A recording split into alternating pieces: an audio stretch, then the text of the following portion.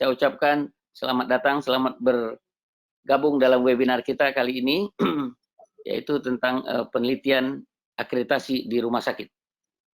Tercatat sudah 500 lebih registran kemarin, dan tadi yang sudah join 100 lebih. Mudah-mudahan terus bertambah. Saya ucapkan pertama terima kasih kepada Pak Dr. Hanefi yang akan menjadi narasumber pada webinar kali ini. Selamat datang, terima kasih atas kehadirannya. Kemudian saya berikan kesempatan kepada Pak Toto sebagai Ketua Eksekutif KARS untuk membuka dan memberikan sedikit arahan kenapa kita melakukan webinar ini dan apa manfaatnya baik untuk rumah sakit maupun untuk surveyor dan mungkin untuk banyak orang lebih lagi. Saya persilakan Pak Sutoto. Baik, terima kasih moderator. Assalamualaikum warahmatullahi wabarakatuh. Selamat pagi untuk kita semuanya, para peserta webinar, baik surveyor maupun dari rumah sakit.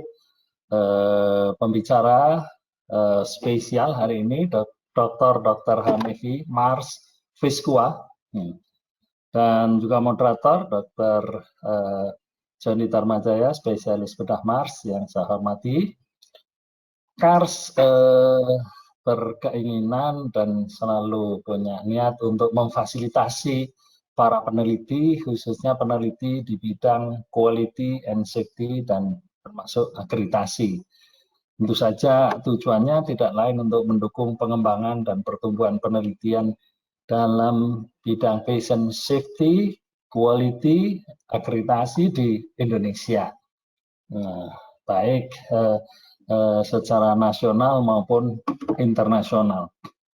Oleh karena itu, KARS juga terlibat untuk menyebarkan hasil-hasil penelitian teman-teman perumah sakitan untuk bidang quality, safety, and akreditasi itu, dan dengan bekerja sama dengan PKMK UGM, KARS membuat berbagai kegiatan, diantaranya webinar kali ini, dan nanti akan diadakan secara rutin minimal setahun sekali.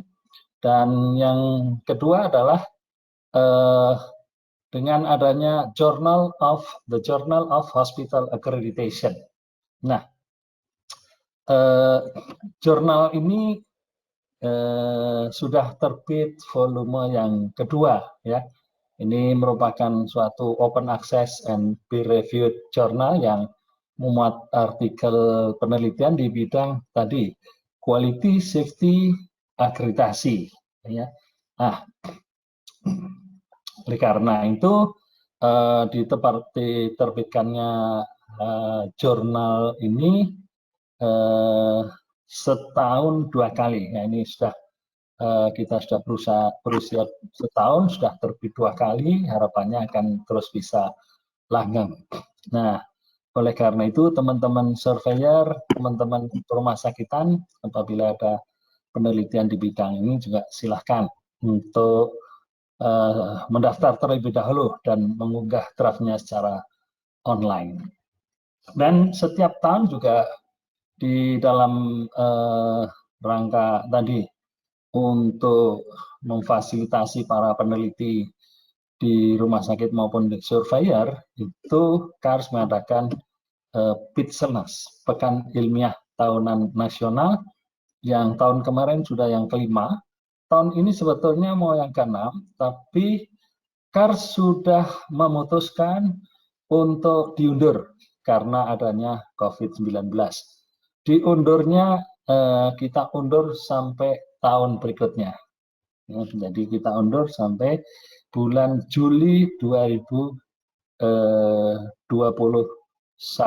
Jadi diundur 1 tahun. Sebetulnya barangkali kalau ngomong dibatalkan kurang pas. Karena semangatnya udah sangat membara gitu. Jadi tidak dibatalkan tapi diundur 1 tahun. Jadi semua mengalami pengunduran semua. PITSELNAS yang ke-6 nanti Juli 2021. Di mana di dalam PITSELNAS yang ke-6 itu juga ada presentasi dari hasil-hasil penelitian, ya, dari teman-teman perumah sakitan maupun juga teman-teman surveyor. Harapannya webinar ini akan bermanfaat bagi dunia perumasakitan di Indonesia di dalam bidang penelitian dan juga untuk para teman-teman surveyor. Kepada Dr. Hanefi sebagai pembicara tunggal hari ini, saya ucapkan terima kasih, termasuk juga kepada PKMK UGM yang telah terus-menerus bekerja sama dengan KARS. Saya ucapkan terima kasih. Selamat mengikuti webinar, semoga bermanfaat untuk kita semuanya. Sekian, Assalamualaikum warahmatullahi wabarakatuh. Terima kasih Pak Sutoto sebagai Ketua Eksekutif KARS sudah menyampaikan apa tujuan dan apa manfaat yang bisa diambil dari webinar kita kali ini. Kita lanjut saja kepada pembicara tunggal. Kami persilakan Dr. Hanefi untuk menyampaikan topik beliau, dan seperti perlu kami tambahkan, direncanakan oleh JHA ini bahwa webinar kita yang dalam waktu berdekatan ini, setelah ini ada satu lagi, yaitu bagaimana cara menulis penelitian. Jadi dengan dua modal ini mudah-mudahan teman-teman baik surveyor maupun teman di rumah sakit dapat memulai kegiatan penelitian. Sekarang kita lihat dulu apa topik yang bisa kita ambil. Saya persilakan Dr. Hanefi. Baik, terima kasih Pak Joni. Assalamualaikum warahmatullahi wabarakatuh. Selamat pagi, salam sejahtera untuk kita semua. Pak Sutoto yang saya hormati, Pak Joni, kemudian para komisioner KARS, dan rekan-rekan pengelola dan juga surveyor KARS. Terima kasih atas undangannya untuk menyajikan berbagai macam topik penelitian akreditasi rumah sakit yang merupakan hasil scoping review yang kami lakukan, saya sendiri dengan Pak Stevi Ardianto Napu, itu berdomisili di Kupang, NTT, dan juga dengan Pak Sutoto sebagai narasumber untuk menelaah hasil scoping review ini. Sebelumnya saya ingin memastikan dulu apakah PowerPoint saya terlihat dengan baik. Sudah, bagus sekali, jelas sekali. Gambar clear, suara clear. Baik, terima kasih. Baik, Bapak Ibu, tadi sudah disampaikan Pak Sutoto, kita punya The Journal of Hospital Accreditation atau disingkat dengan JHA. Bapak Ibu bisa mengaksesnya dengan mengunjungi website KARS, kemudian nanti di dalamnya ada link ke JHA. Pak Sutoto, saya koreksi sedikit, kita sudah terbit 3 kali, jadi ini edisi ketiga. Tahun 2019 itu Januari dan Juli sudah terbit. Kemudian tahun 2020 ini seharusnya terbit kemarin Januari, tapi mundur sedikit. Sekarang kita sudah terbit edisi ketiga. Nah, diharapkan nanti bulan Juli kita akan terbit edisi keempat, di mana besar sekali harapan kami untuk bisa mendapatkan berbagai macam tulisan dari para pengelola dan juga surveyor KARS, termasuk juga para praktisi di rumah sakit. Jadi kami tunggu Bapak Ibu, Juli 2020 akan terbit edisi keempat. Dari sekarang kami sudah menerima artikel-artikel yang Bapak Ibu susun.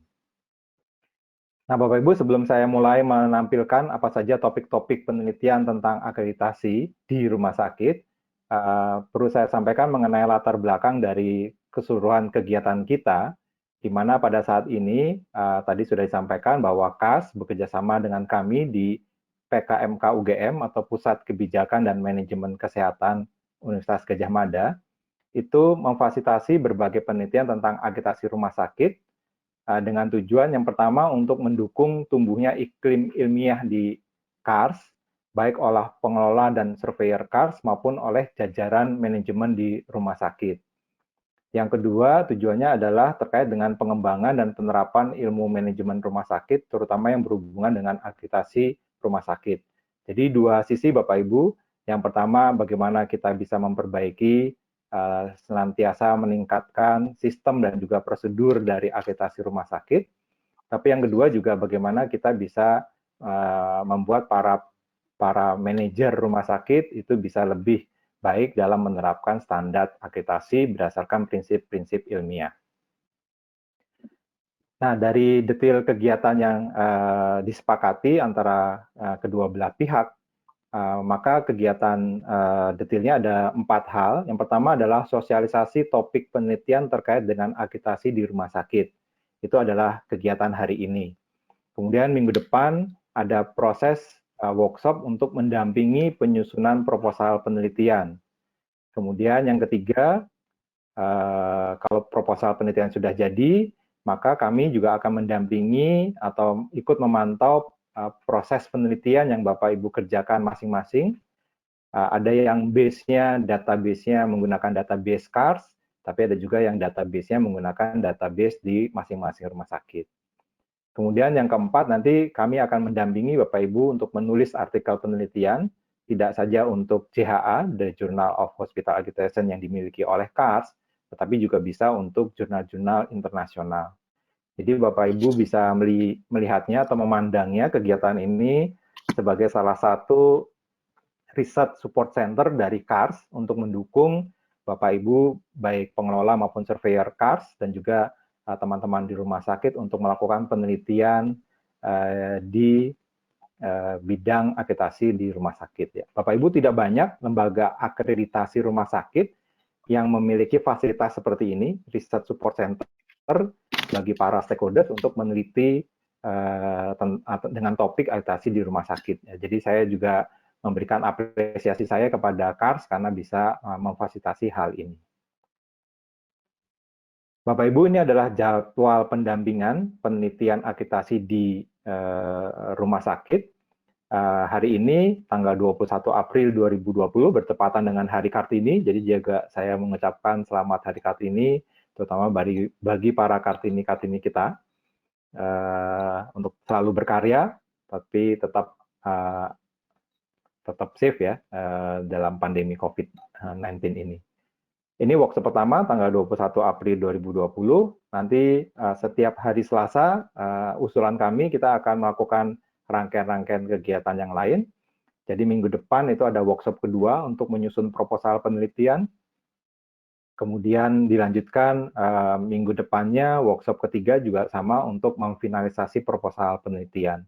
Bapak Ibu, nanti proposal penelitiannya bisa skopnya hanya satu rumah sakit, bisa juga skopnya dari beberapa rumah sakit satu wilayah, misalnya kabupaten atau provinsi, itu juga bisa, atau bahkan skop penelitian nasional. Kemudian nanti pada waktu finalisasi, Bapak Ibu diharapkan proposal penelitiannya bisa jadi untuk menjadi pegangan kita untuk melakukan penelitian oleh masing-masing peneliti. Jadi diharapkan nanti selama tanggal 11 Mei sampai 31 Mei, itu Bapak Ibu sudah bisa melakukan proses penelitian, ya mungkin bagi yang berpuasa sekaligus puasa, sekaligus juga melakukan proses penelitian.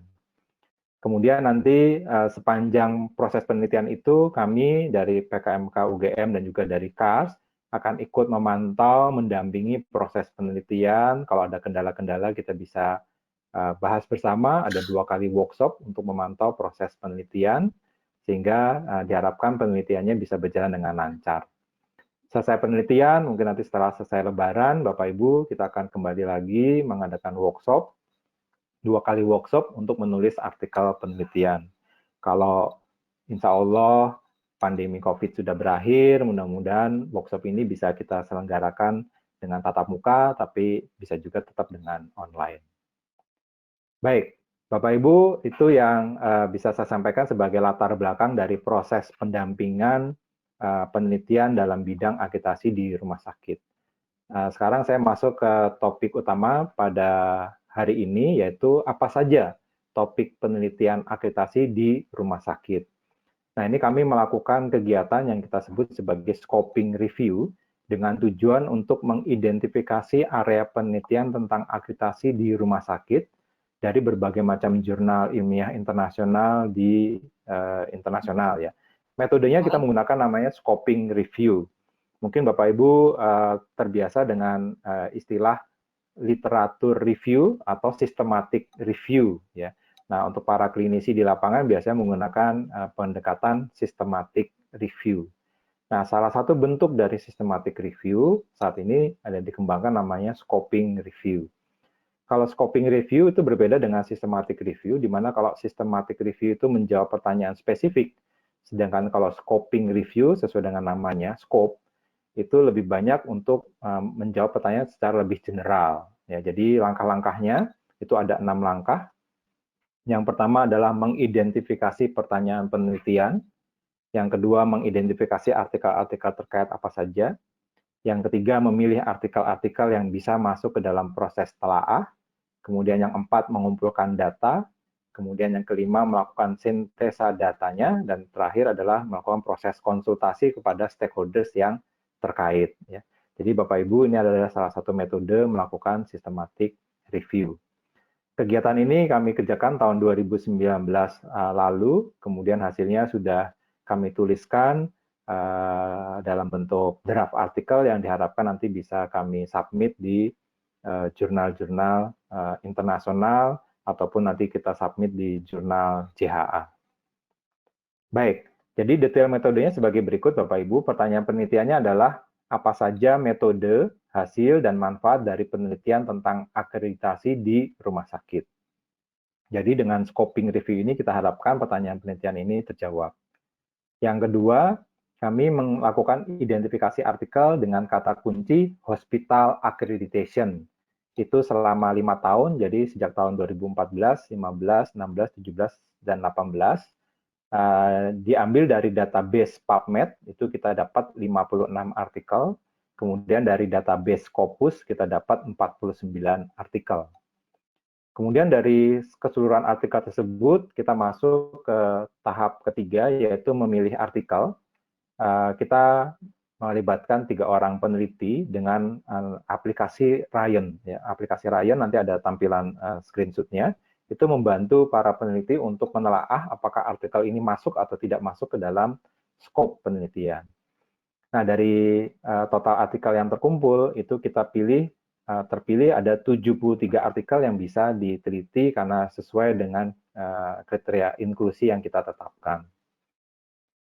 Yang keempat adalah kita mengumpulkan data. Yang kita kumpulkan adalah tahun publikasinya, negara lokasi penelitiannya di mana saja, jenis akreditasi yang diteliti apa saja, tujuan penelitiannya bagaimana, desain penelitiannya apa saja, kemudian hasil singkat penelitiannya bagaimana, lalu rekomendasinya kepada siapa, dan apa isi rekomendasinya. Pada pertemuan hari ini saya akan memfokuskan ke pengumpulan data yang terkait dengan topik penelitiannya. Bapak Ibu, ini adalah metode untuk mencari artikelnya. Jadi di PubMed atau di Medline kita menggunakan kata kunci seperti yang tertera di slide ini. Ini kalau Bapak Ibu ulang, Bapak Ibu akan mendapatkan 56 artikel sepanjang tahun 2014 sampai tahun 2018. Tapi kalau nanti dilanjutkan tahun 2019 mungkin ada beberapa artikel-artikel baru. Kemudian untuk Scopus kita dapat 49 artikel ini yang sudah tanpa duplikasi dengan PubMed atau dengan Medline di atasnya. Ini adalah kata kunci yang digunakan di Scopus. Bapak Ibu, setelah dapat total artikel dari PubMed dan Scopus, maka seluruh artikel tersebut kami masukkan ke dalam aplikasi Ryan. Ya. Ryan ini dari Kuwait, ya, dari Qatar, ya, dari Qatar dikembangkan oleh para peneliti di Qatar. Di Hamad bin Khalif University, mereka mengembangkan aplikasi sederhana, di mana di sini para peneliti systematic review bisa memilah-milah mana yang masuk ke dalam kriteria penelitian, mana yang tidak masuk ke dalam kriteria penelitian. Jadi dalam gambar ini Bapak Ibu, di sini ada beberapa peneliti, ada 3 orang, kemudian masing-masing peneliti memberikan masukan apakah artikel tersebut sesuai atau tidak. Kalau sesuai warnanya hijau, kalau tidak warnanya merah. Ya. Jadi seperti ini contohnya ada dua peneliti mengatakan hijau-hijau, berarti sepakat dua-duanya bahwa ini adalah penelitian yang masuk ke dalam area penelitian. Tapi kalau merah-merah seperti ini, ya merah-merah seperti ini berarti dua-duanya sepakat tidak masuk. Ya. Berarti otomatis di drop dari daftar penelitian. Tapi kalau berbeda, misalnya seperti ini, ada hijau dan merah, maka nanti ditanyakan ke peneliti yang ketiga, ya untuk memutuskan, karena ini ada perbedaan pendapat, apakah masuk atau tidak masuk, kita tanyakan ke peneliti ketiga. Dengan aplikasi Ryan ini, kita dapatkan akhirnya 73 artikel yang bisa kita telaah. Jadi Bapak Ibu dari PubMed 59, Scopus 46, kita review abstraknya, yang kita masukkan ada 85, yang di-exclude ada 19. Dari abstrak tersebut, setelah kita review full text-nya, 73 masuk, yang di-exclude ada 12. Ya, jadi Bapak Ibu kita punya 73 artikel tentang akreditasi di rumah sakit. Nah, hasil reviewnya seperti apa? Bapak Ibu, tahun terbitnya hampir merata, setiap tahun itu sekitar belasan artikel tentang akreditasi di rumah sakit. Tidak terlalu banyak Bapak Ibu, jadi ini juga kesempatan bagi Bapak Ibu untuk menulis artikel yang bisa dikirim ke jurnal ilmiah internasional karena ternyata tidak terlalu banyak. Ya. Kemudian paling banyak diterbitkan di jurnal milik ISQA, ya, International Society for Quality in Healthcare, di mana KARS juga menjadi anggota dari ISQA. Jadi Bapak Ibu, kans terbesar Bapak Ibu untuk menulis artikel tentang akreditasi di rumah sakit yang bisa diterbitkan di jurnal ilmiah internasional itu ada di 3 jurnal ini. Ada di jurnal ISQA, ada di The International Journal of Health Planning and Management, dan juga ada di International Journal of Healthcare Quality Assurance. Ya. Bapak Ibu, skop penelitian akreditasi di rumah sakit paling banyak penelitiannya dilakukan di rumah sakit umum, itu ada 55 artikel, sedangkan di rumah sakit khusus, rumah sakit pendidikan, dan hanya di salah satu unit di rumah sakit, misalnya di laboratorium atau farmasi, itu relatif tidak banyak. Ya. Jadi Bapak Ibu yang bekerja di rumah sakit pendidikan atau di rumah sakit khusus, itu bisa melakukan penelitian tentang akreditasi di rumah sakit secara spesifik, ya ini kansnya juga lebih besar untuk menjadi artikel yang diterima di jurnal ilmiah internasional. Baik, Bapak Ibu, ini adalah berbagai macam negara asal penelitian. Kebanyakan penelitian-penelitian yang terbit di jurnal ISQA itu dilakukan di multiple countries, ya, jadi di beberapa negara secara sekaligus. Ya. Silakan Bapak Ibu yang punya jaringan secara internasional itu bisa juga melakukan penelitian berbagai negara sekaligus. Ya. Tapi banyak juga penelitian-penelitian itu terutama dilakukan di Amerika Serikat, kemudian juga yang paling banyak di Iran juga banyak, ya, Iran banyak sekali menerbitkan artikel-artikel terutama di jurnal-jurnal yang berbasis di Iran. Ya. Indonesia sendiri ada satu artikel penelitian yang kami dapatkan. Baik, nah sekarang Bapak Ibu ini adalah hasil utama dari apa yang akan saya sampaikan hari ini, yang mudah-mudahan bisa menjadi ide Bapak Ibu untuk melakukan penelitian-penelitian tentang akreditasi di rumah sakit. Ya. Ada 4 topik utama. Yang pertama adalah penelitian terkait dengan analisa proses akreditasi. Ya, nanti ada beberapa macam sub topiknya, ya. Tapi intinya adalah penelitian ini untuk menganalisa apakah proses akreditasinya itu efektif, apakah efisien, baik dari sudut pandang rumah sakit maupun dari sudut pandang surveyor. Jadi melihat atau menjadi listen learn proses akreditasi yang ada. Ya, biasanya penelitian ini diselenggarakan setelah rumah sakit itu lulus akreditasinya. Yang kedua adalah penelitian terkait dengan pemenuhan standar akreditasi. Ya, jadi Bapak Ibu kita ketahui banyak sekali standar akreditasi, misalnya yang diterbitkan oleh KARS di dalam SNARS, itu diteliti standar akreditasi mana yang paling banyak terpenuhi, mana yang paling sulit dipenuhi, kemudian digali lebih dalam, kenapa sulit, atau kemudian bahkan ada yang bisa menjawab solusi-solusi apa yang bisa dilakukan oleh rumah sakit untuk bisa memenuhi standar akreditasi yang ada. Topik ketiga itu terkait dengan penelitian terkait dengan analisa dampak atau manfaat rumah sakit. Ya, ini adalah ternyata topik-topik penelitian yang paling banyak diambil oleh ke-73 artikel yang kami telaah. Jadi menganalisa mengenai dampak rumah sakit. Ya, Bapak Ibu, sebagian mungkin ada yang berpendapat kata-kata dampak itu negatif, ya, tapi sebenarnya dampak itu ada dampak positif dan dampak negatif. Kebanyakan analisa dampak ini adalah menganalisa dampak akreditasi terhadap kinerja rumah sakit yang bersifat positif.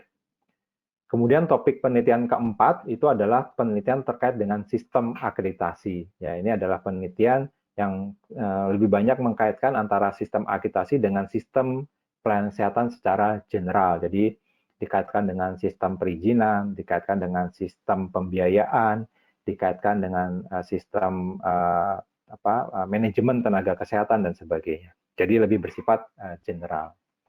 Jadi Bapak Ibu, ini adalah 4 topik utama yang bisa Bapak Ibu pilih sebagai topik utama dalam akreditasi penelitian akreditasi yang bisa Bapak Ibu kerjakan. Keempat topik utama ini kemudian di breakdown menjadi beberapa subtopik. Ya. Yang pertama adalah untuk topik analisa proses akreditasi. Ini ada beberapa subtopik.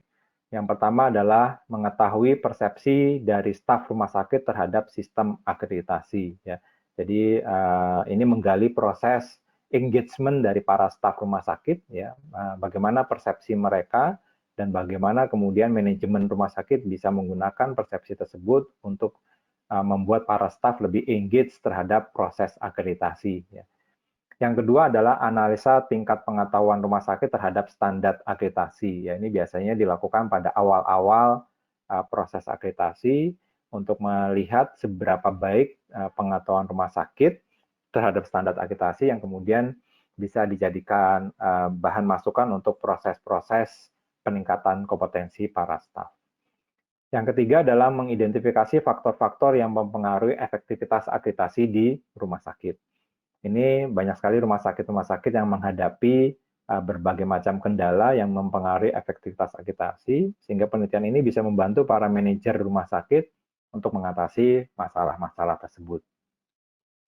Yang keempat, nah ini menarik, di zaman industri 4.0 ini, 4.0 ini, salah satu subtopiknya adalah mengevaluasi penggunaan sistem komputerisasi untuk membantu rumah sakit memenuhi standar akreditasi. KAR sendiri sudah memiliki berbagai macam sistem informasi yang membantu rumah sakit, ada Sismadak dan sebagainya, itu juga bisa dievaluasi ya, seberapa baik itu membantu rumah sakit memenuhi standar akreditasi. Subtopik kelima adalah menganalisa proses maintenance mutu dan keselamatan pasien pasca akreditasi. Ini menarik, menghindari proses fenomena kembang api, ya, habis terang terbitlah gelap, ya, tidak seperti Ibu Kartini yang menulis habis gelap terbitlah terang, ya. Jadi bagaimana proses maintenance mutu, ya, termasuk membangun budaya mutu setelah proses akreditasi. Subtopik ke-6 adalah mengetahui pengalaman staf selama proses akreditasi dan dampaknya terhadap peran mereka dalam quality improvement. Ya. Bapak Ibu, sering sekali para surveyor menemukan di lapangan bahwa setelah proses akreditasi berjalan, itu para staf mengalami perubahan mental atau perubahan sudut pandang maupun perubahan perilaku, ya, di mana yang tadinya tidak peduli sekarang menjadi lebih peduli, lebih aktif dalam proses menjaga mutu dan keselamatan pasien. Nah, ini kalau ada proses penelitian yang bisa menuliskan hal tersebut, itu bisa membantu para manajer rumah sakit lain untuk bisa mereplikasi proses tersebut. Subtopik ke-7 adalah melakukan evaluasi untuk menguji penggunaan dari tools self-assessment untuk akreditasi rumah sakit. Ya, jadi Bapak Ibu, dalam proses akreditasi itu ada tools untuk melakukan self-assessment, ya, ada yang melakukan self-assessment secara berkala.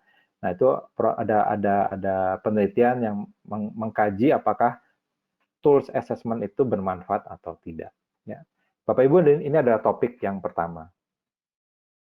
Untuk topik kedua, untuk pemenuhan standar akreditasi, ini tidak terlalu banyak subtopiknya, ya, ada 4 subtopik. Ada evaluasi tahap persiapan akreditasi yang berkaitan dengan standar hak dan komunikasi pasien. Jadi ini mungkin salah satu yang menjadi concern dari lembaga-lembaga perwakilan pasien dan juga masyarakat. Ya, apakah proses-proses akreditasi itu bisa memperbaiki pemenuhan dari hak dan kewajiban atau komunikasi dari pasien. Yang ke-9 adalah mengevaluasi sistem informasi dan komunikasi sesuai dengan standar akreditasi. Ya, jadi ini juga menjadi salah satu fokus penting dalam topik penelitian tentang akreditasi di rumah sakit, yaitu mengenai sistem informasi dan komunikasi, baik antar klinisi dengan pasien maupun komunikasi antar klinisi maupun antara klinisi dengan manajemen. Kemudian ada yang spesifik untuk penelitian tentang pemenuhan standar akreditasi, yaitu evaluasi dampak akreditasi terhadap GNP atau Good Nutritional Practice ya, ini terkait di pelayanan gizi ya, yang mencakup screening, perencanaan, monitoring, dan follow up pada pasien dengan resiko kekurangan gizi. Kemudian yang spesifik lainnya adalah terkait dengan evaluasi proses monitoring indikator transfusi darah. Bapak Ibu, topik kedua ini meskipun subtopiknya sedikit, tapi sebenarnya potensi untuk kita gali topik-topik lain sangat besar.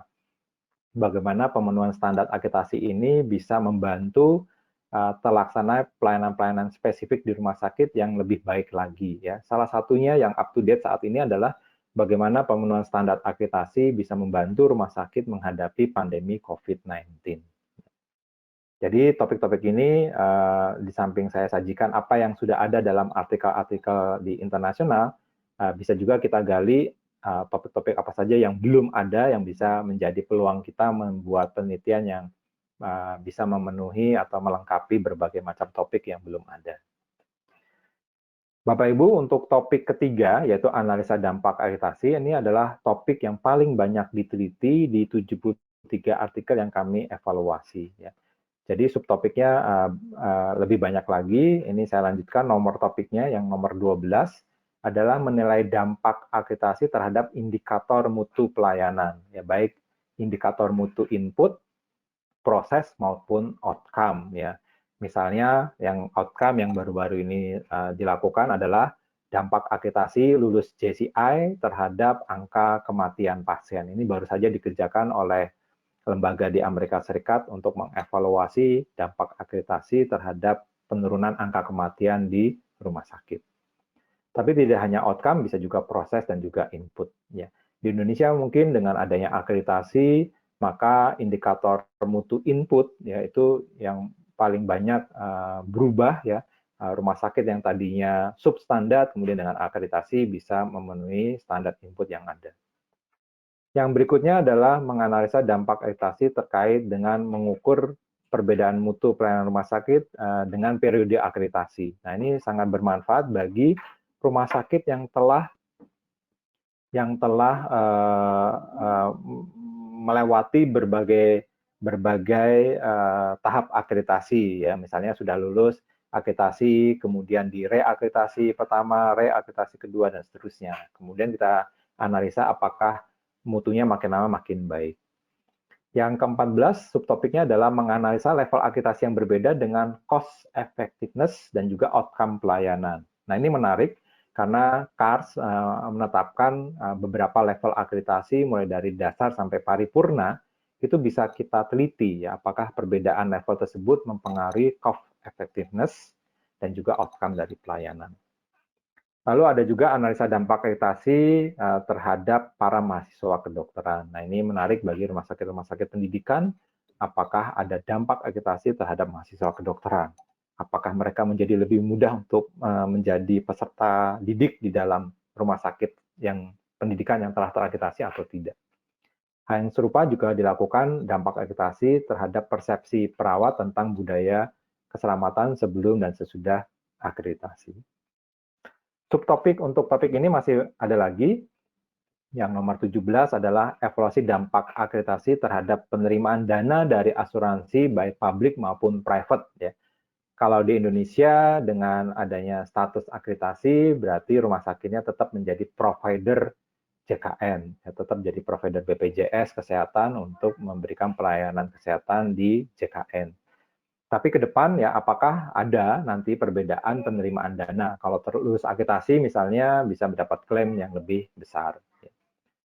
Yang ke-18 adalah menganalisa dampak akreditasi untuk mengevaluasi efisiensi ya baik input maupun output menggunakan yang kita sebut sebagai DEA atau Data Involvement Analysis ya. Jadi ini sebuah teknis analisa untuk mengevaluasi efisiensi. Yang subtopik ke-19 adalah mengevaluasi atau mengetahui hubungan antara kepuasan pasien dengan akreditasi rumah sakit. Nah, ini menarik. Ya, kita pastikan bahwa akreditasi rumah sakit itu kalau menurut model Donald Berwick dari sistem regulasi itu harus memberikan dampak kepada pasien. Salah satunya adalah tentang kepuasan pasien. Subtopik ke-20 adalah mengetahui persepsi dari perawat terhadap dampak dari akreditasi dan hubungannya dengan mutu pelayanan kesehatan, terutama untuk mutu di primary care. Yang ke-21 adalah terkait dengan evaluasi dampak akreditasi untuk mengetahui perbedaan cost dari tata laksana suatu jenis kasus dengan status akreditasi. Nah, ini menarik Bapak Ibu, terutama untuk rumah sakit khusus, bagaimana misalnya agar status akreditasi itu bisa mempengaruhi efisiensi biaya dari tata laksana kasus dengan status akreditasi, ya, misalnya dengan adanya lulus akreditasi, maka tata laksana misalnya penyakit jantung di rumah sakit itu bisa diperbaiki. Ya. Topik berikutnya adalah topik keempat, yaitu pengelolaan sistem akreditasi. Nah, ini menarik terutama untuk para regulator, ya, terutama di komisioner KARS maupun pengelola KARS maupun di Kementerian Kesehatan dan juga di Dinas Kesehatan. Ini adalah subtopik penelitian akreditasi di rumah sakit yang terkait dengan regulasi. Ya, misalnya nomor 22 adalah mengenai subtopik mengenai analisa proses pembuatan kebijakan akreditasi di rumah sakit. KARS saat ini cukup inovatif, ya, mengembangkan berbagai macam kebijakan-kebijakan akreditasi baru, ya, misalnya menerbitkan standar-standar baru. Nah, itu ada sebuah penelitian untuk menganalisa proses pembuatan kebijakannya itu dasarnya apa yang diharapkan, dan mekanisme kebijakannya seperti apa. Yang berikutnya adalah menyusun standar akreditasi terkait dengan kode etik rumah sakit.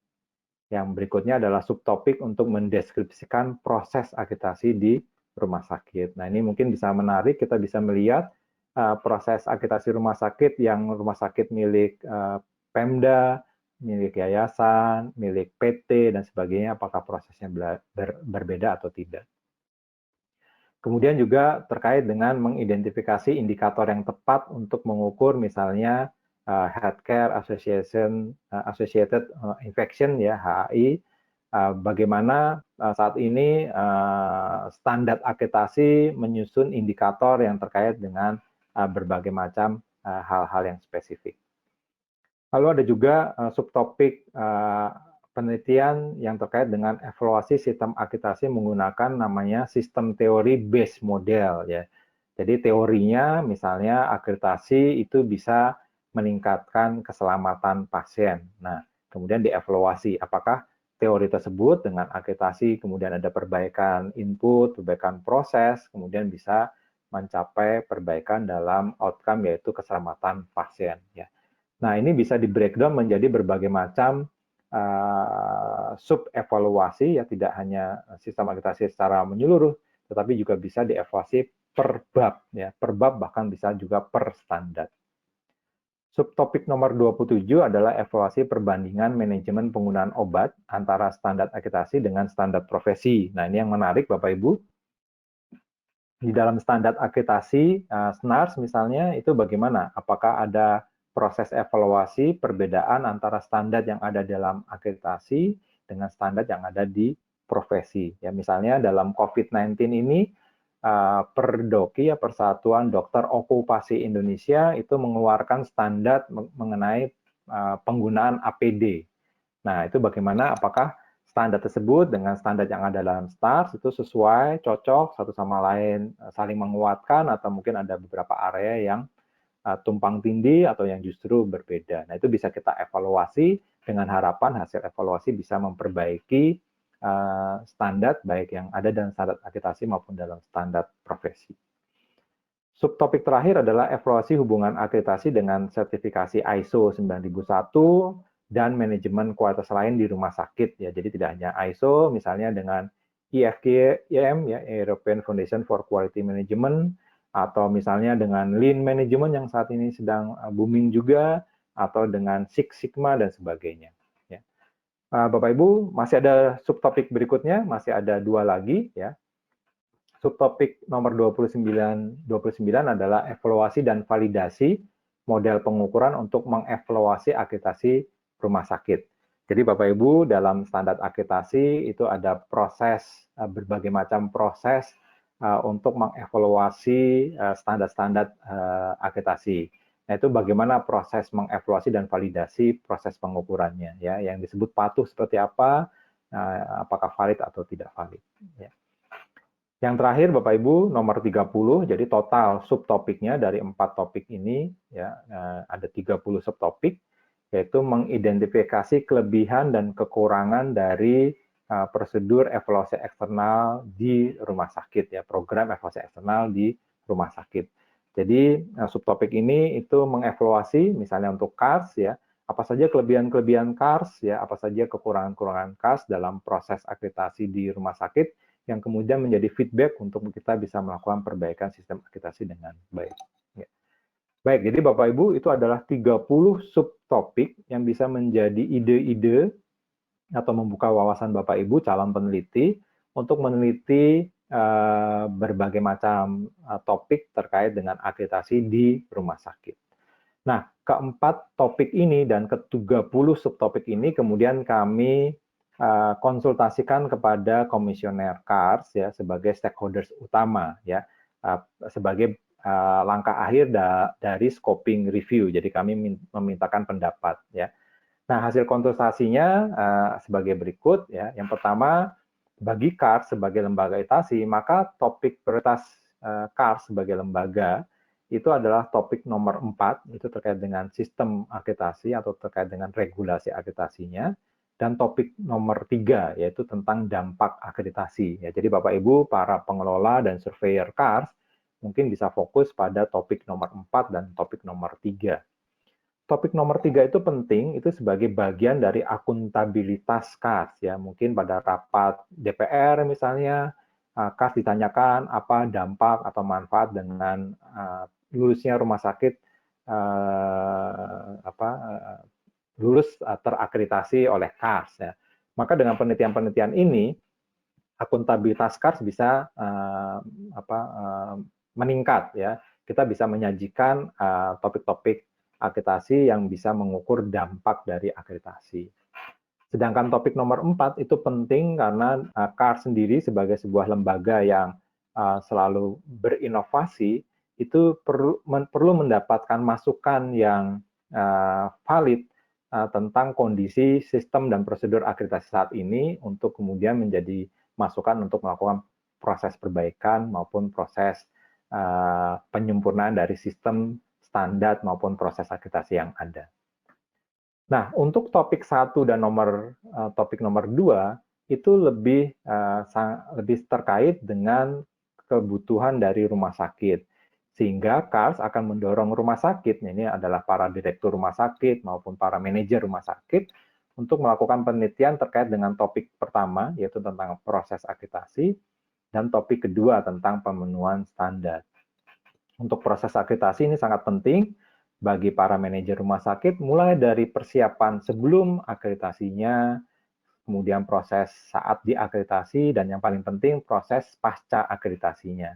Nah, ini bisa menjadi masukan bagi para manajer rumah sakit agar bisa membangun budaya mutu setelah lulus akreditasi.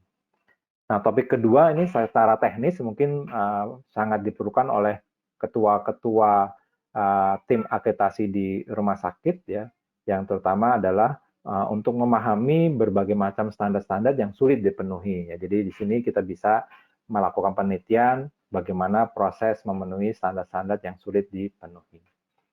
Nah, hasil konsultasi juga saya juga apresiasi pada KARS, Pak Sutoto dan teman-teman yang menyatakan bahwa KARS akan memfasilitasi para peneliti dengan menyediakan data, karena KARS punya cukup banyak data, dan juga narasumber. Jadi KARS juga menyediakan para narasumber, para pengelola KARS untuk menjadi penulis pendamping dan juga sebagai narasumber yang bisa diajak oleh Bapak Ibu sebagai partner peneliti juga, bahkan sampai bisa memberikan insentif biaya untuk penerbitan. Jadi kalau nanti artikel Bapak Ibu terbit di jurnal ilmiah internasional, terindeks Scopus, ya bahkan masuk ke Q1 misalnya, itu mungkin perlu biaya untuk penerbitan. maka akan dilakukan seleksi, mungkin akan ada beberapa yang bisa dibiayai oleh KARS. Ya. Ini sebuah hal yang luar biasa bagi lembaga akreditasi untuk bisa mendukung para peneliti seperti ini. Baik, Bapak Ibu, jadi sebagai penutup, sebelum saya serahkan kembali ke Pak Joni untuk kita membuka sesi diskusi dan sebelumnya dibahas dulu oleh Pak Joni, maka ada beberapa poin. Ya. Yang pertama adalah penelitian itu merupakan bagian dari akuntabilitas sebuah lembaga profesional, termasuk KARS. Ya. Jadi KARS salah satu metode meningkatkan akuntability-nya di samping menerapkan good corporate governance, membuat laporan secara periodik, juga sebaiknya melakukan proses-proses penelitian dengan dasar ilmiah yang baik. Yang kedua, KARS akan memfasilitasi peneliti dari dalam maupun dari luar lembaga KARS untuk meningkatkan akuntabilitas tersebut dan memperbaiki sistem serta prosedur akreditasi. Tapi tentunya diharapkan sebelum peneliti dari luar lembaga KARS, tentunya diharapkan dari peneliti dari dalam lembaga KARS sendiri, ya Bapak Ibu para pengelola dan juga surveyor KARS. Maka tahap pertama adalah Bapak Ibu dimohon untuk bisa memilih salah satu topik penelitian dari sekian banyak topik yang sudah diidentifikasi melalui scoping review, ya. Ada 30 penelitian yang ada. Bapak Ibu bisa pilih salah satu, kemudian mempelajari penelitian-penelitian yang ada, kemudian kita bisa mereplikasi penelitian tersebut untuk kondisi yang spesifik di Indonesia dengan penerapan SNARS di rumah sakit. Kemudian para calon peneliti diharapkan dapat memanfaatkan fasilitas ini. Ya, sekali lagi tidak banyak lembaga akreditasi di dunia yang bisa memfasilitasi kegiatan-kegiatan serupa. Dan kemudian Bapak Ibu juga diharapkan turut dapat berpartisipasi aktif dalam mendukung para peneliti lain. Jadi kalau Bapak Ibu sudah melakukan penelitian, maka mudah-mudahan bolanya bergulir, ya, sehingga nanti makin banyak peneliti-peneliti yang lain, di mana diharapkan Bapak Ibu juga bisa mendukung peneliti-peneliti tersebut.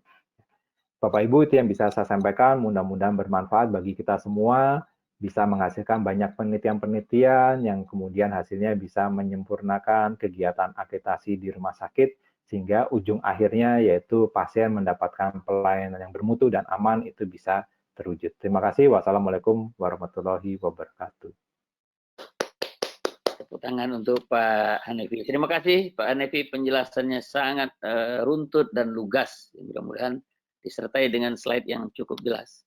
Baik teman-teman sekalian, baik surveyor KARS, pengurus KARS, tadi disebut pengelola dan wabil khusus rumah sakit, kepada saya diberi kewajiban sebelum membuka ini pertanyaan nanti atau diskusi, apa sih peranan KARS dalam mendukung penelitian, begitu ya Pak Hanefi ya?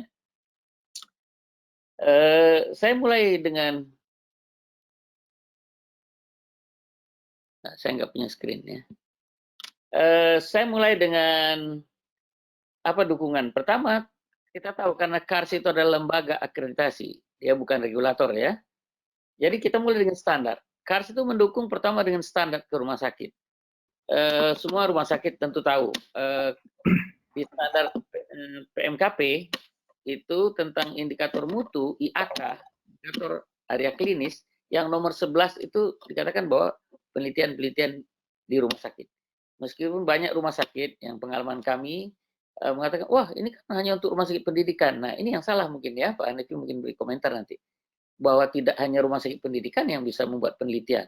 Nah, kalau penelitian itu bisa di rumah sakit pelayanan, bisa penelitian operasional, ya, ataupun apa sajalah sekarang ini penelitian. Tentu memang biasanya membuat berat mereka nanti terikat kepada hak dan pasien dan keluarga. Nah, itu HPK 6 dan 7 bekerja di situ, apa boleh buat ya. Jadi kita, karena KARS punya konsep penelitian tidak boleh merusak mutu dan keselamatan pasien, betul ya Pak Hanefi?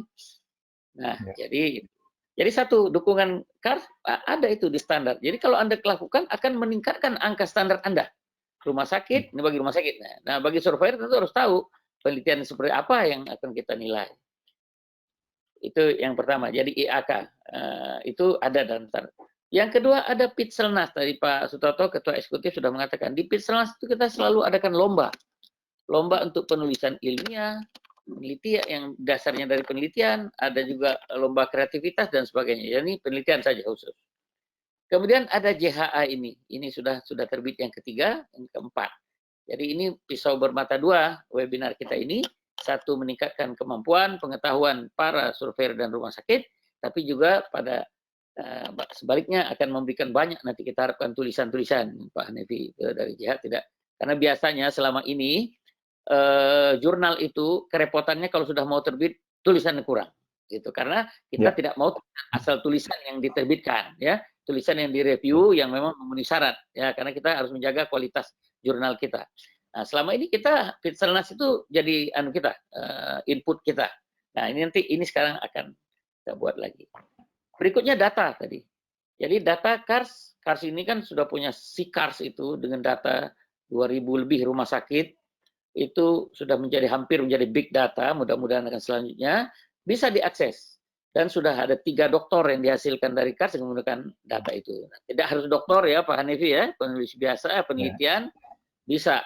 Jadi kita bisa memberikan banyak, dari kita lihat 30 subtopik tadi itu ada, bisa kita carikan datanya.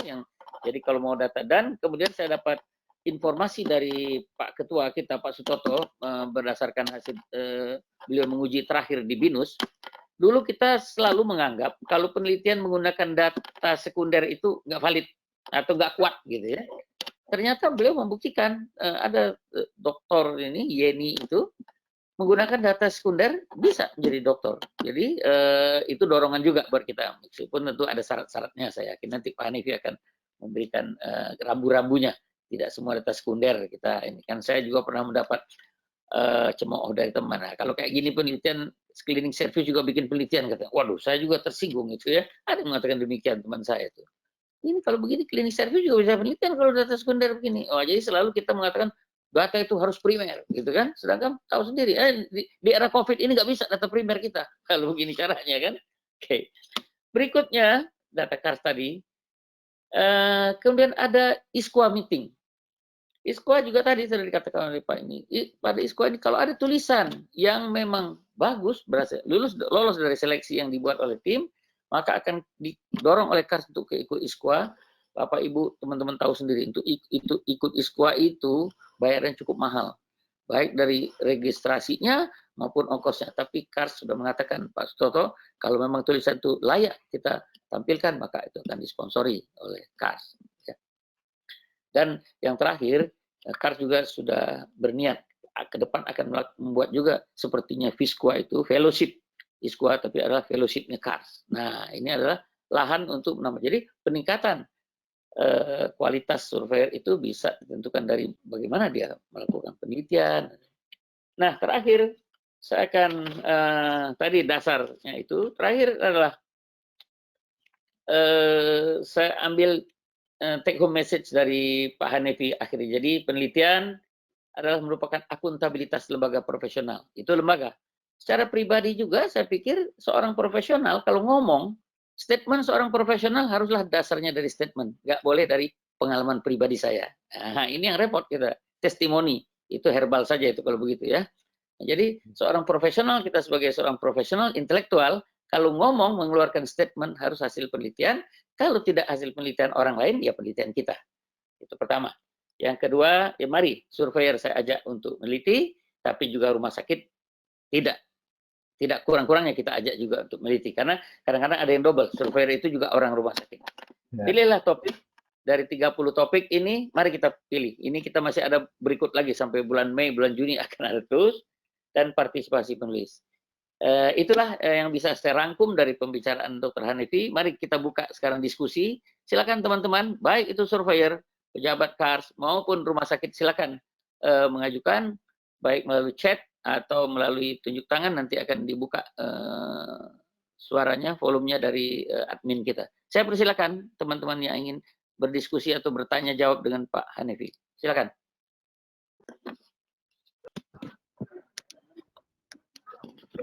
Pertanyaannya udah ada Pak di bagian question Pak. Oke, saya buka Siapa Joni bacakan. Ya. Tulis dulu ya. Question.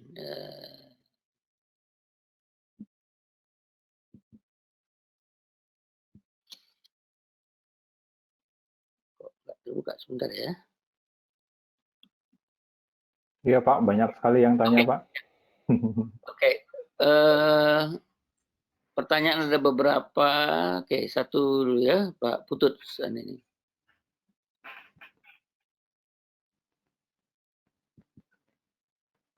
Oh, bukan ini.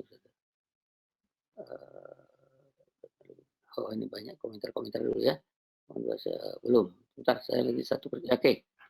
Pertanyaan pertama dari Pak Slamet Riyadi Yuwono. Waduh, Bapak nih senior kita ini, WPRS. Apakah topik penelitian harus sesuai dengan topik yang dibahas hari ini, atau bisa topik lain, atau bisa dimodifikasi? Itu pertanyaannya. Pertama, kita bikin 3 pertanyaan baru dijawab Pak ya, biar kita irit waktu.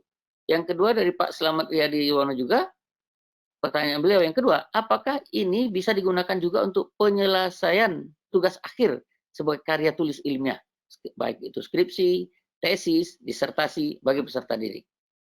Lanjut, masih dari Pak Slamet, pertanyaan ketiga, bagaimana prosedur untuk ikut serta dalam penelitian ini? Ya, itu satu pertanyaannya. Saya ingin 3 penanya dulu ya Pak Hanefi. Ini Dr. Andriani Harsanti. Saya Dr. Gigi Andriani dari RSGM Unpad. Apakah boleh kami mengunduh materi webinar karena banyak info yang sangat bermanfaat untuk kami? Tentu aja bisa ya. Nanti jawab. Itu ada yang saya jawab, ada yang Pak Hanefi jawab ya. Yang penanya ketiga, Pak Slamet Riyadi lagi. Bagaimana dengan topik antara akreditasi dengan penanganan COVID-19? Topik besarnya. Wah, ini kan seru. Sekarang ini semuanya kan demamnya COVID ya Pak Hanefi. Apakah bisa nih? Nah, berikutnya dari Bu Andriani lagi, biar beres nih ya. Bagi kami RSG 4, di mana beberapa staf rumah sakit adalah staf dosen juga yang memerlukan publikasi. Oke, itu dulu Pak Hanefi, saya persilakan dijawab. Nanti kita lanjut yang Bu Eni menunggu. Saya silakan. Baik, terima kasih Pak Joni. Jadi topik yang tadi disampaikan itu bisa menjadi ide Bapak Ibu untuk melakukan penelitian serupa. Tapi tentunya bisa juga Bapak Ibu melakukan modifikasi atau bahkan mencari topik baru ya. Dua pemilihan topik tersebut mau baru atau melakukan replikasi itu dua-duanya sama keuntungan dan ada keuntungannya ya. Kalau untuk yang replikasi berarti Bapak Ibu minimal sudah punya pembandingnya. Jadi nanti pada waktu melakukan pembahasan Bapak Ibu bisa membandingkan dengan penelitian serupa. Tapi kalau yang baru itu Bapak Ibu bisa punya manfaat, yaitu karena ini suatu temuan baru, suatu pemahaman baru, maka kans untuk bisa diterima di artikel ilmiah lebih besar ya. Tapi sekali lagi Bapak Ibu, karena penelitian ini lebih ke arah penelitian fungsional, itu Bapak Ibu tentukan penelitiannya berdasarkan apa yang penting bagi skop pekerjaan Bapak Ibu ya. Karena ini kita tidak hanya sekedar aspek ilmiahnya saja, tetapi lebih ke arah aspek teknis fungsionalnya. Jadi disesuaikan dengan permasalahan maupun kebutuhan di lapangan masing-masing. Tentunya penelitian ini bisa dipakai juga untuk tugas akhir ya, baik itu skripsi, tesis, bahkan disertasi. Tadi Pak Joni sudah sampaikan di KAR sendiri dengan data yang ada itu bisa sudah menghasilkan beberapa orang doktor ya. Kemudian prosedur untuk mengikuti penelitian ini, jadi penelitian ini terbuka. Nanti Pak Joni bisa sampaikan apakah untuk saat ini dibuka yang utama untuk para surveyor dan pengurus KARS, atau juga sekaligus juga dibuka untuk para pengelola rumah sakit yang tidak merangkap sebagai surveyor KARS. Nanti Pak Joni yang bisa menjawab. Tapi kalau menurut saya prosedurnya nanti Bapak Ibu setelah mengikuti webinar hari ini, berikutnya Bapak Ibu mendaftarkan diri, nama, dan judul atau topik penelitiannya apa ke KARS untuk kemudian didata dan kemudian nanti akan diundang untuk mengikuti workshop berikutnya. Jadi kalau sekarang workshopnya terbuka untuk semua, berikutnya workshopnya akan dibatasi untuk memang yang ingin melakukan penelitian ya. Kemudian berikutnya lagi topik topik agitasi dengan COVID-19 bagaimana? Nah, ini tadi salah satu sudah saya singgung ya.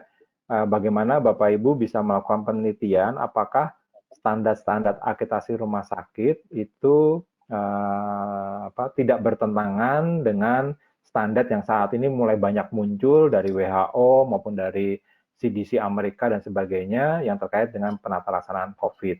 Atau Bapak Ibu melakukan penelitian berbagai macam standar agitasi SNARS yang ternyata saat ini juga kalau dilakukan dengan baik sangat mendukung dengan tata laksana dari COVID. Ya. Kemudian materi nanti silakan bisa didapat dari CARS, nanti akan di-share oleh Pak Joni atau oleh Mas Indra. Ya. Terus kemudian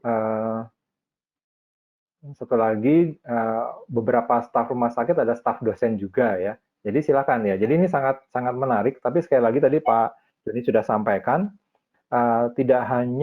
penelitian ini tidak hanya dikerjakan oleh rumah sakit pendidikan ya. Semua rumah sakit, bahkan tadi Pak Joni tegaskan seorang individu, seorang profesional itu dituntut akuntabilitasnya. Nah, salah satunya dengan melakukan proses penelitian ya. Jadi kalau kita ingat Florence Nightingale ya misalnya itu dia juga melakukan proses penelitian karena dia seorang profesional. Begitu Pak Joni, terima kasih. Terima kasih Dr. Hanefi. Kita lanjutkan dengan pertanyaan dari Ibu Eni Mulyatsih. Ya. Mohon pendapat Dr. Hanefi, bagaimana kalau penelitian kami lakukan multi-center? Penelitian dilakukan beberapa surveyor dari rumah sakit yang berbeda. Ya. Berikutnya dari Dr. Abeng. Tunggu nih, kenapa nggak muncul? Ini dia. Sebagai dosen S2 rumah sakit maksudnya, rencana mau meneliti evaluasi atau dampak akreditasi terhadap mutu pelayanan atau topik lain. Teknisnya saya dan mahasiswa S2 peneliti, kemudian untuk konsultasi teknis dan lain prosedurnya kemana ya? Ini tanya untuk Pak Hanefi. Oke. Jadi beliau dosen ini dan akan ngajak mahasiswa S2 beliau itu penelitian. Berikutnya dari pertanyaan Ibu Yulia Trisna. Terima kasih Pak Hanefi, presentasi yang inspiring untuk kita melakukan penelitian. Ya, ini Ibu Yulia memang orang yang aktif ya. Ada pertanyaannya, penelitian tentang inter-rater reliability surveyor dalam melakukan penilaian asesmen juga perlu. Ini menarik sekali. Yeah. Satu lagi Pak ya, Bu Linda dulu ya. Bu Linda, saya berminat untuk melakukan penelitian. Oke, itu pernyataan. Nah, nggak ada pertanyaan. Silakan Pak Hanefi dijawab dulu yang ada ini. Ya, baik. Terima kasih. Untuk multi center ini menarik sekali ya. Jadi tadi salah satu penelitiannya yang paling banyak ternyata multi country ya, beberapa negara sekaligus ya. Tentunya itu karena mereka punya jaringan ya. Salah satunya memang dikerjakan oleh ISQA. ISQA mengeluarkan instrumen-instrumen kemudian dikirim termasuk ke Indonesia untuk meminta data-data ya. Jadi ini juga bisa dikerjakan nih, Bu Eni bisa mengajak surveyor di rumah sakit lain yang berbeda, tapi bidangnya sama, tapi sepakat dulu membuat instrumen yang sama, kemudian dilakukan multi center. Ini bagus sekali kalau bisa penelitian multi center. Multi centernya misalnya kalau rumah sakitnya dibatasi hanya RSUD misalnya tipe C misalnya, maka bisa menghubungi para surveyor dan bekerja di RSUD tipe C. Ya. Kemudian berikutnya untuk Pak Abeng sebagai dosen juga di S2 Manajemen Rumah Sakit, maka Pak Abeng bisa membuat penelitian payung dulu, ya penelitian payungnya. Misalnya penelitian payungnya dampak agitasi terhadap mutu pelayanan klinis, ya misalnya dibatasi hanya mutu pelayanan klinis. Nah, proposal payung tersebut yang bisa Pak Abeng konsultasikan atau kita koordinasikan di CARS begitu. Tapi begitu proposal payungnya sudah jadi, maka proposal payung itu bisa Pak Abeng pecah-pecah untuk dikerjakan oleh para mahasiswa S2-nya. Jadi misalnya tadi dampak agitasi terhadap mutu layanan klinis, kemudian dipecah untuk layanan keperawatan itu indikatornya apa, untuk pelayanan medis indikatornya apa, untuk pelayanan farmasi indikatornya apa. Jadi kemudian dipecah-pecah itu bisa jadi 10 bahkan bisa sampai 20 penelitian kecil-kecil ya. Nah, nanti Pak Abeng sendiri bisa mengumpulkan itu semua, direkap hasilnya menjadi sebuah hasil dari penelitian payung, yaitu dampak akreditasi terhadap mutu pelayanan klinis. Ya, ini bagus sekali. Kemudian Bu Linda ditunggu topik penelitiannya karena berminat. Ya. Terus berikutnya Ibu Yulia. Bu Yulia, mana tadi? Internet. Oh ya, Bu. Internet. Ya, itu bagus sekali. Masuk ke subtopik nomor 4 itu terkait dengan mekanisme sistem regulasi, sistem akreditasinya. Salah satu sistem akreditasi yang perlu dibangun oleh KARS adalah memastikan para surveyornya itu punya kompetensi, punya pendekatan, punya teknis yang sama. Nah, itu yang perlu diukur dengan usulan dari penelitian Bu Yulia tadi. Kalau sudah ada hasilnya, tingkat interoperability-nya seberapa baik, ya, mana yang perlu diperbaiki, itu menjadi bahan masukan, terutama untuk di bidang Pak Joni ya, di bidang pelatihannya surveyor ya, itu jadi masukan untuk program pelatihannya surveyor. Ya, itu Bu Yulia. Ya. Baik, kita lanjut lagi. Ini ada Ibu Dewanti Widya Astari. Assalamualaikum, saya Dewanti dari Rumah Sakit Cicendo. Bagaimana prosedur pendaftaran untuk penelitian dan pedomannya? Oh, tadi. Oke. Pak Selamat kembali bertanya. Karena pertanyaan saya sebagian saya buat, sebagian sudah dijelaskan. Mohon dijawab yang belum tercover dalam penjelasan. Mohon Pak Hanafi catat lagi. Ada pertanyaan beliau yang belum terjawab ya. Oke. Ini terima kasih. Kemudian ada Pak Suprapto, SPD, ini surveyor nih. Untuk topik 3, saya usul diganti manfaat akreditasi, pertanyaan jenis penelitian yang direkomendasikan bagaimana? Berapa variabel yang dipersyaratkan? Terima kasih dari Pak Suprapto ini ya. Dari Pak Heru Aryadi, surveyor yang juga Ketua Arsada, mohon penjelasan apa bedanya penelitian ini dengan penelitian pada disertasi S3. Jelaskan ya. Masih surveyor semua nih. Hendrian Candiago, ini ada surveyor dari Makassar. Assalamualaikum, izin bertanya. Bila kami melakukan penelitian tentang akreditasi atas nama rumah sakit kami, Bayangkara, Makassar, nah ini, apakah dapat menjadi nilai tambah bagi rumah sakit kami terhadap akreditasi SNARS 1.1? Wah, ini pertanyaan. Nanti mungkin saya akan menjawab. Silakan Pak Hanefi, sudah cukup Mbak? 3 atau satu lagi mungkin ya, kita biar agak. Ya. Pak Suprapto ini, apakah penelitian developmental bisa dilakukan? Bagaimana biaya dan bagaimana prosedur usulan penelitian? Oke, itu dulu Pak Hanefi. Sudah cukup banyak. Ya. Baik. Tadi untuk Rumah Sakit Cicendo, Bu Dewanti ya, prosedur pendaftaran penelitiannya nanti kembali ya, calon peneliti mendaftar ke KARS, menyebutkan nama, kemudian topik atau judul penelitiannya apa ya. Nanti bisa dikirim ke Pak Joni atau ke Mas Indra untuk didata, kemudian nanti akan diundang untuk workshop berikutnya. Ya. Kemudian untuk Pak Slamet Riyadi tadi pertanyaan yang belum tercover ya, sayangnya sudah dihapus ya tadi pertanyaannya, jadi saya tinggal dapat pertanyaan nomor 4 ya, topik antara akreditasi dengan penanganan COVID-19 tadi sudah saya jelaskan ya. Saya tidak tahu yang belum saya jelaskan apa. Ya.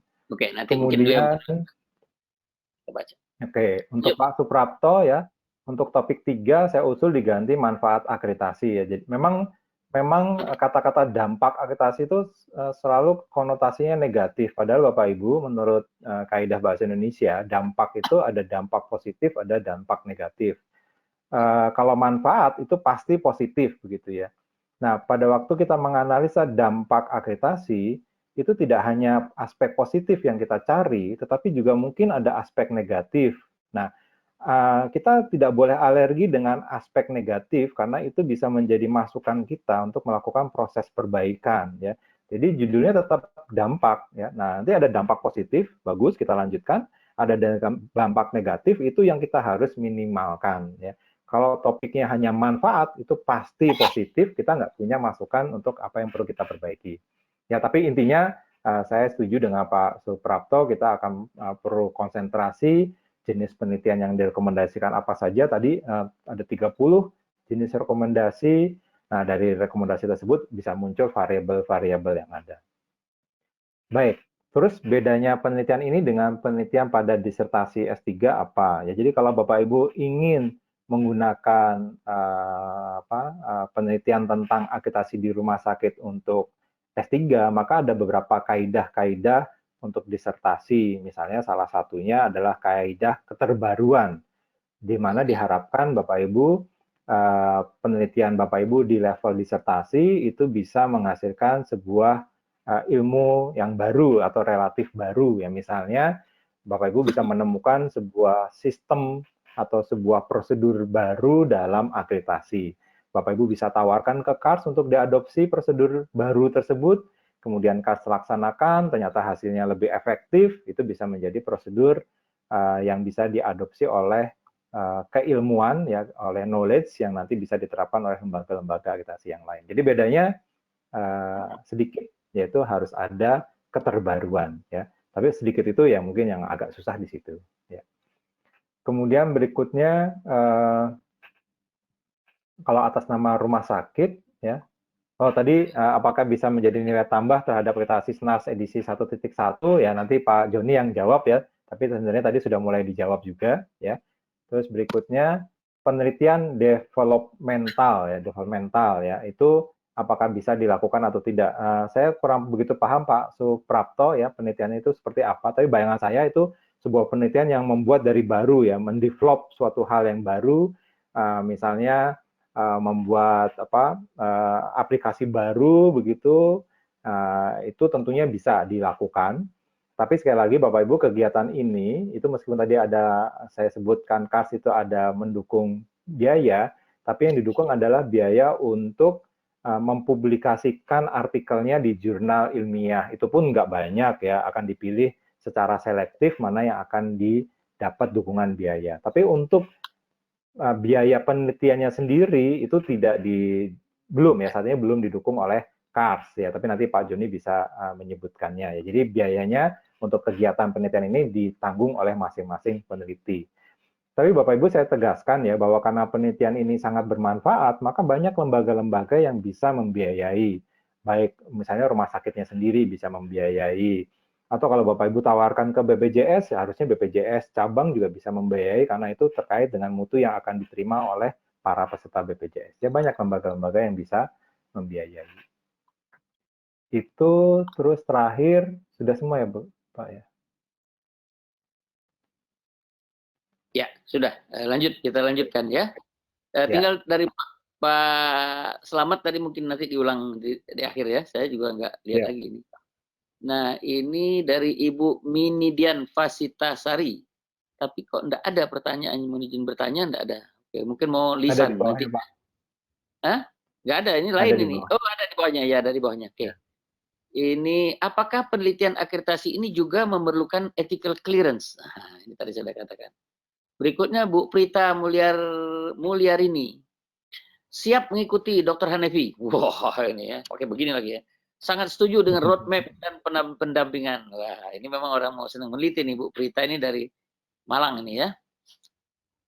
Pak Hari Sujadi, apakah penelitian ini bisa mengajak akademisi lokal, dosen, FK, stikes dalam proses penelitian yang akan dilakukan? Nanti dijawab lagi oleh.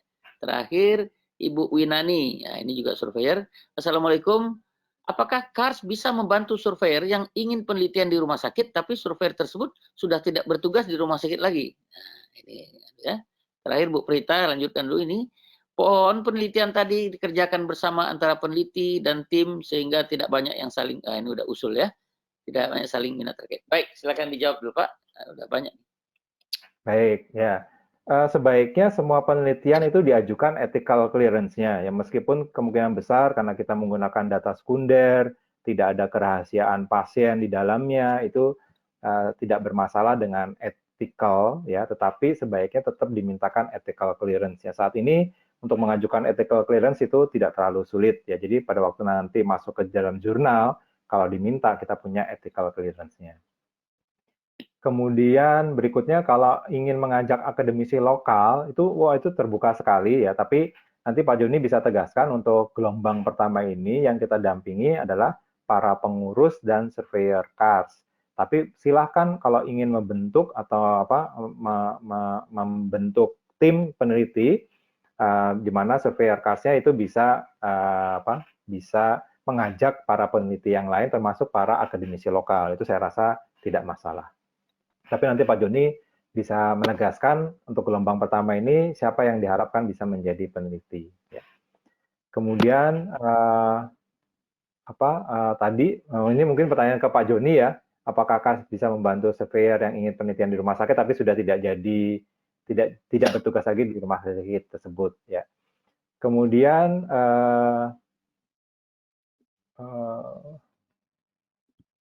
pohon penelitian tadi, oke. Jadi gini, dengan Bapak Ibu nanti mendaftarkan nama dan juga topik penelitian, maka KARS akan membantu untuk proses mengkoordinir penelitian-penelitian tersebut. Kalau ada penelitian-penelitian yang serupa, itu akan dikoordinir jadi satu. Kalau ternyata overlapping, nanti kita akan informasikan supaya tidak tumpang tindih. Tapi saya rasa tidak, peluang overlapping-nya sangat kecil karena kita punya subtopik penelitian yang banyak sekali. Ya. Baik, Pak Joni itu. Baik, masih kita lanjutkan dengan Ibu Dewanti. Saya dari ke proses penelitian apakah maksud begini. Assalamualaikum, saya Dewanti. Ini bertanya ulang ya dari Rumah Sakit Cicendo. Bagaimana prosedur penelitiannya? Kemudian apakah workshop selanjutnya berbayar atau bagaimana? Nah, berikutnya dari Ibu Midian Pasitasari. Bagaimana prosedur untuk bisa mendapatkan data dari KARS? Apakah syarat-syaratnya? Oke. Prita lagi. Perlukah masuk dalam list yang dibolehkan untuk surveyor, do list, melakukan penelitian? Izin untuk Dr. Joni. Apa ini tunggu ya? Perlukah masuk dalam list yang dibolehkan untuk surveyor? Oh, jadi apakah surveyor ada listnya yang boleh dilakukan penelitian apa saja ya? Nanti saya catat ini. List, do list ya, untuk surveyor. Oke. Kemudian dari Anggika Pratiwi, apakah nantinya rumah sakit akan diwajibkan melakukan penelitian rutin terkait akreditasi rumah sakit? Udah curiga aja nih. Pak Hedrian Caniago dari Makassar tadi, apakah diperlukan ethical clearance untuk penelitian? Nah, jadi pertanyaan yang sama tadi udah dijawab. Safitri Citra Budi, apakah diperlukan ethical clearance? Sorry. Safitri, selamat siang. Saat ini saya sedang melakukan penelitian disertasi terkait sistem pelaporan insiden sebagai upaya mutu dan peningkatan keselamatan pasien di rumah sakit. Nah, lantas apa yang lanjutannya kita nggak tahu. Kok gantung kalimatnya? Oke. Jadi Safitri sedang penelitian. Kita tidak tahu pertanyaannya apa nih. Kemudian itu ini di bawahnya, Pak lompat ke bawah. Safitri lompat di bawah. Oh di bawah lagi nyambung ya. Oke. Kalau ini Pak Putu, jika ada mahasiswa yang melakukan praktek kemudian melakukan penelitian, apakah bisa dimasukkan ke penelitian akreditasi? Pak Abeng lagi. Terima kasih guruku ya dengan Pak Hanefi ya. Diterima ya Pak, ucapan terima kasih beliau ini. Apakah bisa dilakukan bersama dengan mahasiswa kedokteran untuk skripsi sarjana? Ya, ini banyak pertanyaan. Nah, ini Safitri ya, ulang lagi. Output penelitian ini berupa sistem pelaporan insiden dari Bu Safitri. Apakah memungkinkan sistem ini direview oleh KARS? Bagaimana caranya? Kemudian Pak Heru Aryadi, terima kasih sudah. Pak Masrial, standar yang sudah digunakan oleh KARS, standar akreditasi 2012, edisi 1, kemudian 1.1. Apakah perbandingan dampak penerapan standar tersebut dapat diteliti? Wah, ini udah masuk buat minggu depan nih Pak Masrial maju. Nah, terakhir ini Pak Ronald Tumbel dari Makassar ya. Korelasi hasil pencapaian akreditasi rumah sakit terhadap kepatuhan standar oleh staf dan manajemen normatifnya ada korelasi. Bila ternyata hasilnya tidak dapat korelasi, apa yang harus dicermati baik sebagai surveyor ini maupun dari KARS. Ini sudah ke dampak ya. Oke, silakan dijawab dulu Pak Hanefi. Banyak pertanyaan, ada yang cuma ungkapan ya, dan juga ada yang udah maju satu langkah kira-kira ya. Silakan. Ya. Baik, jadi untuk berikutnya sekali lagi ya Bapak Ibu mohon didaftarkan nama dan juga topik atau judul penelitiannya ke KARS ya. Sehingga nanti bisa diundang untuk mengikuti workshop berikutnya ya. Workshop berikutnya berbayar atau tidak Pak Joni? Tidak, kita KARS tidak berbayar. Jadi ini workshop sebagai bagian dari fasilitasi yang diberikan oleh KARS untuk para surveyor dan juga pengurusnya ya. Jadi rumah nanti rumah sakit juga. Sekaligus langsung rumah sakit ya Pak ya. Baik ya. Jadi nanti Bapak Ibu para pengurus KARS, surveyor KARS, dan pengelola rumah sakit, silakan mendaftarkan namanya dan topik dan judulnya ke KARS untuk diundang pada workshop berikutnya. Tetap gratis ya Bapak Ibu, akan didampingi. Kalau ternyata dalam topik tersebut itu memanfaatkan data KARS, nanti ada syarat-syaratnya ya, nanti akan dibahas berikutnya.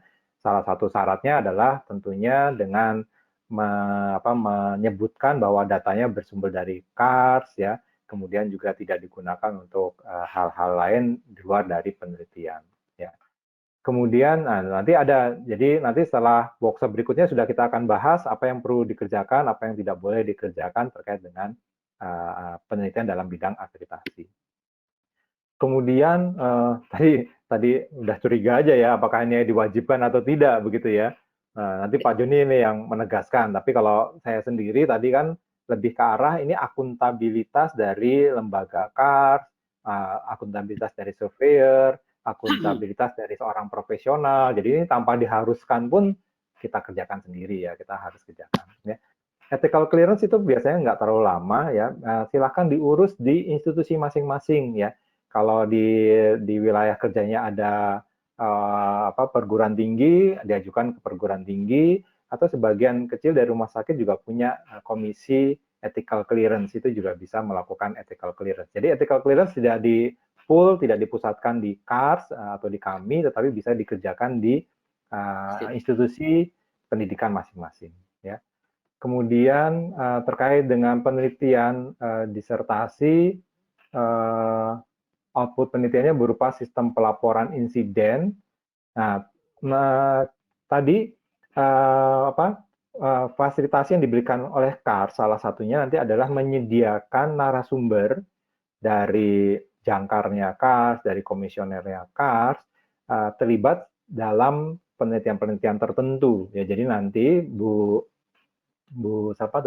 Safitri ya, Bu Safitri bisa mendaftarkan penelitiannya meskipun itu adalah sebuah disertasi, nanti KARS akan menunjuk salah seorang narasumbernya untuk bisa memberikan review terhadap hasil penelitian. Ya. Co-promotor jadi caranya sama ya. Jadi bahkan bisa sampai jadi co-promotor ya. Atau mungkin jadi penguji luar juga bisa ya. Atau di luar itu ya betul-betul sebagai tim peneliti juga bisa, karena saya pikir penelitiannya Bu Safitri kan luas, salah satu aspeknya mungkin terkait dengan sistem pelaporan insiden. Ya. Pak Heru, terima kasih kembali. Kemudian Pak Mas Rial ya, ini bagus sekali nih perbandingan dampak penerapan standar tahun 2012 dengan SNARS edisi 1 dengan SNARS edisi 1.1. Nah, itu silahkan. Nah, ini salah satu bentuk accountability KARS ya, bahwa dengan standar 2012 kemudian dijadikan standar SNARS edisi 1, kemudian SNARS 1.1 itu lebih baik. Nah, itu buktinya apa? Nah, itu bisa jadi bukti penelitiannya Pak Mas Rial. Jadi kami tunggu Pak Mas Rial untuk topik penelitian ini ya. Termasuk juga ini. Itu syarat dari ISKWA. Kalau kita berubah ke standar baru, ada penelitiannya. Bagus. Oke, baik. Jadi itu sudah dikerjakan Pak Joni ya? Ya. Ya, nanti bisa tidak terstruktur ya, tapi dari ISKWA mengatakan kalau kenapa Anda ganti standar, bagaimana prosesnya, jadi ada masukan. Tapi bagus sekali idenya Pak Mas Rial. Ya, itu jadi itu kebutuhan juga, kebutuhan lembaga KARS. Jadi silakan itu diteliti, itu potensi besar untuk diterima di jurnal internasional, karena KARS itu cukup cepat ya, dari edisi 2012 ke SNARS edisi 1, kemudian SNARS 1.1 itu cukup cepat ya. Kemudian Pak Ronald ya, betul ya, korelasinya normatifnya kan harusnya ada korelasinya.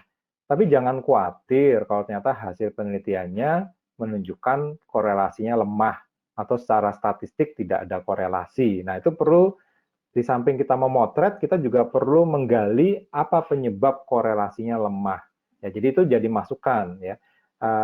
Jadi kalau ternyata hasilnya tidak ada korelasi atau lemah, ya tetap harus digali lagi apa yang perlu diperbaiki dari sistem akreditasinya atau prosedur akreditasinya atau standar akreditasinya agar korelasinya menguat. Nah, ini hal-hal yang justru diperlukan oleh sebuah sistem akreditasi agar sistem akreditasi makin lama makin kuat. Begitu ya Pak Joni ya, sudah sampai Pak Ronald. Baik Pak Hanefi, terima kasih. Mengingat waktu ya, ini sekarang udah tinggal 4 menit lagi, jadwal kita sampai jam 12, saya takut ini disetting oleh admin sampai jam 12, sedang kita perlu saya merangkum dan penutupan dari Pak Toto. Saya coba rangkum, jadi buat teman-teman yang ada pertanyaan belum terjawab mungkin bisa terjawab nanti. Saya rangkum sedikit, jadi soal ide ya, jadi memang ini kan replikasi ini untuk pemula kita anjurkan, kalau untuk yang mau disertasi tentu mungkin harus ada apa namanya itu novelty. Nah kalau saya lihat dari tulisan di grup beberapa tempat ini, Profesor Laksono dari PKMK juga mengatakan bahwa sudah 50 webinar nih terkait COVID. Jadi sekarang waktunya untuk penelitian. Ya begitu ya Pak Nevi ya, Pak Prof Laksono minta itu, jadi bisa. Berikutnya pendaftaran ke KARS akan kita urus nanti.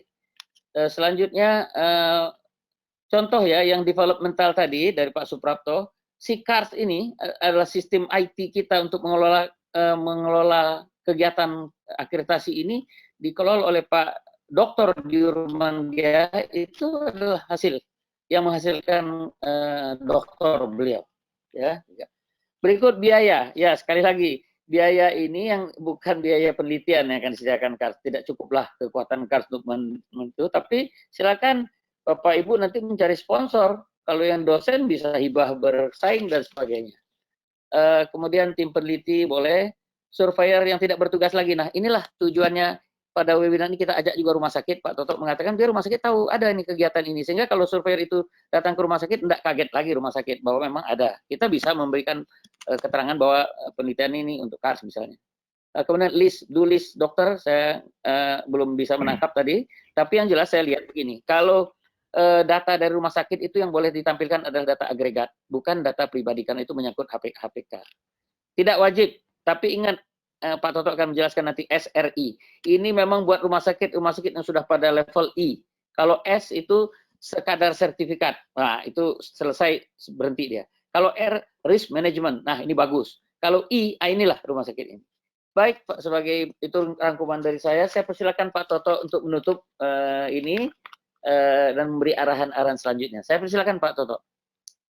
Terima kasih Pak Joni. Saya kira workshop kita hari ini, walaupun topiknya tidak mengikuti gelombang COVID, tapi ternyata sangat menarik dan saya sangat apresiasi karena pesertanya lebih dari 400 orang. Jadi tercatat 410 orang peserta yang mengikuti penelitian. Boleh kita berikan tepuk tangan untuk seluruh peserta.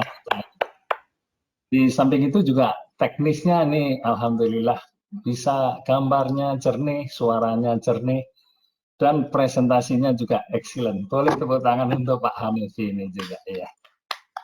Dan penanyanya cukup banyak dan itu menunjukkan suatu hasrat yang cukup besar. Oleh karena itu KARS memfasilitasi dalam bentuk workshop lanjutan. Ya, oleh Pak Hanifi tadi sudah dijelaskan, KARS akan mengadakan workshop seperti ini 6 kali. Ya, jadi ini adalah workshop pertama ya untuk mengidentifikasi topik terkait akreditasi tadi. Tapi boleh juga nanti topik-topik di luar itu, kan ada 4 topik, ada 30 subtopik tadi. Ya, jadi itu kemudian nanti ada workshop berikutnya spesial bagi yang daftar.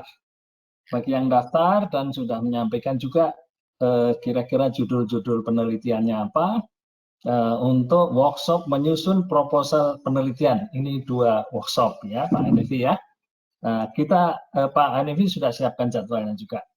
Kemudian setelah pelaksanaan penelitian nanti workshop pemantauan proses penelitian, ini 2 workshop. Dan yang ke-6 nanti workshop penulisan artikel kalau sudah jadi untuk penulisnya. Ini jadwalnya akan kami unggah di Instagramnya KARS ya. Mohon dilihat di Instagramnya KARS dan kami juga sudah kirimkan ke WA grup para surveyor. Jadi ini bentuk fasilitasi KARS adalah dalam bentuk edukasi ya. dalam hal ini KARS bekerja sama dengan PKMK UGM tentu saja. Ya, jadi itu jadwal silahkan diikuti di Instagram maupun di WA Group Surveyor. Boleh untuk surveyor, boleh untuk insan perumasakitan. Ya. Jadi untuk workshop itu tentu saja gratis fasilitasi untuk workshop. Tapi syaratnya tadi daftar. Kemana? Bisa email ke it ya, @kars.or.id ya. Email sana ya. IT Information Technology it@kars.or.id. Itu emailnya ke situ, nanti akan diterima sama Mas Indra dan kemudian akan daftar semuanya. Teman-teman yang mau ambil S2, S3 atau juga sudah jadi peneliti atau juga peneliti yang lain di rumah sakit, saya persilahkan untuk mengikuti workshop dan online juga. Saya kira itu yang ingin saya sampaikan. Dr. Hanefi, terima kasih banyak for the excellent presentation. Terima kasih Dr. Jani yang sudah jadi moderator yang sekaligus juga menjawab pertanyaan-pertanyaan yang menyangkut KARS. Sekian, Assalamualaikum warahmatullahi wabarakatuh. Waalaikumsalam warahmatullahi wabarakatuh. Terima kasih Pak Hanefi. Kita akan selesaikan ini. Baik teman-teman sekalian, ditutup pertemuan. Sampai jumpa lagi.